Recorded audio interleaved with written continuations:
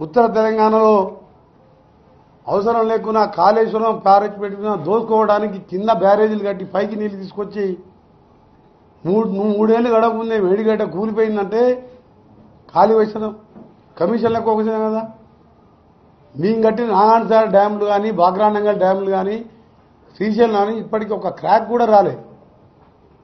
మొత్తం కమిషన్ల కోసం దోచుకొని ఒక్క కొత్త ఎకరానికి కూడా కాళేశ్వరం సాగునీరు చేయలే. ఎక్సెప్ట్ ఆయన ఫామ్ హౌస్ 400 ఎకరాలకు బ్రాంచ్ కెనాల్ తీసిండు మల్లన్న సాగర్కి వెళ్ళి కొండపోచమ్మకి వెళ్ళి ఆయన ప్రాంతానికి ఆయకట్టు 96,000 న్యూ ఆయకట్టు వచ్చింది. 2 లక్షల కోట్లు ఖర్చు పెడితే 4,000 కోట్లు ఖర్చు పెట్టి కొత్త రేట్లు ఇస్తే సొరంగం అయిపోతుండే.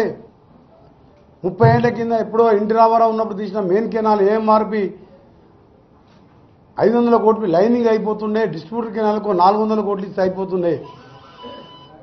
సొరంగం పూర్తయితే ఇవాళ మాకు కర్మ ఉండదు. మాకు ఇవాళ సాగర్ ఏఎంఆర్పి మోటార్లు పెట్టుకోక ఇప్పుడు బయట రైతులు 1000 మంది ఉన్నారు. ఊళ్ళకి వెళ్ళి మంచినీళ్ళు లేవు. దానికి కారకుడు వీడే కేసీఆర్. ఎందుకంటే సొరంగం 824 లెవెల్లో డిజైన్ చేసి ఆ రోజు కొట్లాంటి శాంక్షన్ చేయించిన ఒక 2000 రోడ్లు కొత్త రేట్ ఇస్తే ఎవరైనా పూర్తి చేస్తున్నాయి. ఇవన్నీ చేయకపోతే ఇవన్నీ చేయలేదు. నల్గొండ జిల్లాను పక్కన పెట్టిండు.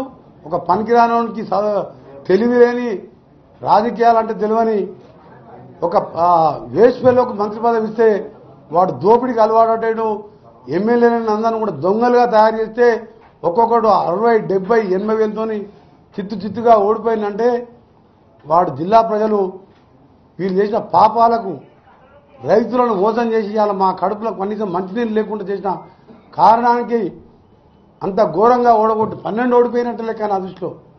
ఒక్కరోజు నీ సూర్యాపేట పోతే అక్కడ కూడా 60, 70 వేలతో ఓడిపోయేవాడు. మాకు సమయం సరిపోలకు పోలే. ఈరోజు మాట్లాడుతున్నాడు